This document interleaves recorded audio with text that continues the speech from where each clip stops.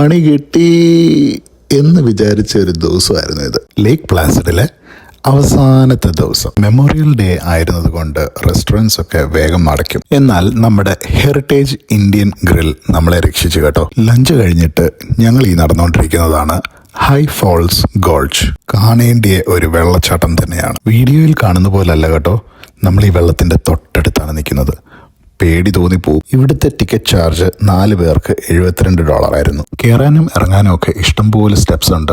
എന്നാൽ വളരെ സേഫാണ്. കുട്ടികൾക്ക് വളരെ സേഫായിട്ട് നടക്കാൻ സാധിക്കും. ഇവിടെ കയറുമ്പോൾ തന്നെ കുട്ടികൾക്ക് ഒരു ക്വസ്റ്റ്യൻ ആൻസർ ഷീറ്റ് കൊടുക്കും. അത് കാരണം നമ്മൾ അവിടെ എഴുതി വെച്ചിരിക്കുന്ന എല്ലാം വായിക്കേണ്ടി വരും. വേറെ എങ്ങും ഞാൻ ഇതുപോലെ എല്ലാ ബോർഡുകളും വായിച്ചിട്ടില്ല. ഇവന്മാരെ അത് വായിക്കാൻ സഹായിച്ചു.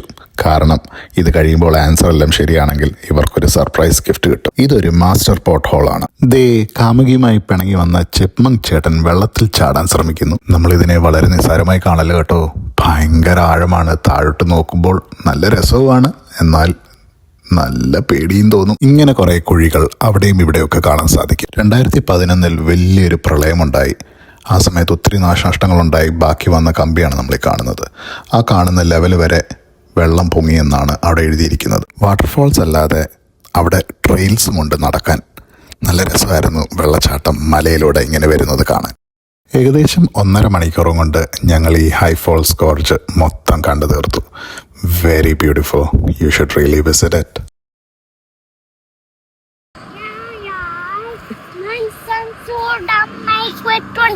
He tried to make some friends and then call me Chin-Chong. Yeah. അടുത്തതായി നമ്മൾ ഇനിയും പോകുന്നത് മിറർ ലേക്ക് എന്ന് പറയുന്ന ലേക്കിലാണ്. ലേക്ക് പ്ലാസിഡിൽ തന്നെയാണ് ആ മിറർ ലേക്ക് ഉള്ളത്. ഈ ലേക്കിൽ നമ്മൾ നിന്ന് കഴിഞ്ഞാൽ ആ ലേക്കിൽ എല്ലാ കാര്യങ്ങളും മിററായിട്ട് കാണാൻ പറ്റുമെന്നാണ് പറയുന്നത്. ആകാശം മുതൽ ക്ലൗഡ്സ് മുതൽ ട്രീസ് എല്ലാ കാര്യങ്ങളും അവിടെ മിററാകും. So beautiful. നമ്മളൊന്നും ചെയ്തില്ലെങ്കിലും ആ സ്ട്രീറ്റ്സിലൂടെ നടക്കുമ്പോൾ തന്നെ നമ്മുടെ മനസ്സിന് ഒരു കുളിർമയാണ്. നടന്നൊക്കെ ക്ഷീണിച്ചുകൊണ്ട് ഞങ്ങൾ എറീസ് പിസ്സ ഷോപ്പിൽ കയറി പിസ്സ കഴിക്കാൻ തുടങ്ങി. അതിൻ്റെ തൊട്ടടുത്താണ് ഈ മിറർ ലേക്ക്. ആ ക്ലൗഡ്സ് ആ വെള്ളത്തിൽ പതിയുന്നത് കണ്ടോ. അവസാനത്തെ രാത്രി ആയതുകൊണ്ട് ചെറുക്കന്മാർക്ക് സ്വിമ്മിങ് ചെയ്യണം എന്ന് പറഞ്ഞുകൊണ്ട് അവന്മാരെയും കൊണ്ട് ഹോട്ടൽ മുറിയിലെ സ്വിമ്മിങ്ങിനൊന്ന് കൊണ്ടുപോയി. അടുത്ത ദിവസം രാവിലെ ബാഗും പാക്ക് ചെയ്ത് ഞങ്ങൾ ബ്രേക്ക്ഫാസ്റ്റ് ക്ലബിൽ കയറി ബ്രേക്ക്ഫാസ്റ്റും കഴിച്ച് ഞങ്ങളുടെ സ്വന്തം വീട്ടിലേക്ക് യാത്രയായി. അപ്പോൾ ടോട്ടലി ഇതൊരു 5 ദിവസത്തെ ട്രിപ്പായിരുന്നു. വീട്ടിൽ നിന്ന് ഒരു 5 മണിക്കൂർ യാത്ര. 5 ദിവസം കണ്ടിന്യൂസ് ചെയ്യാനുള്ള ആക്ടിവിറ്റീസ് ഒന്നും ഇവിടെ ഇല്ല.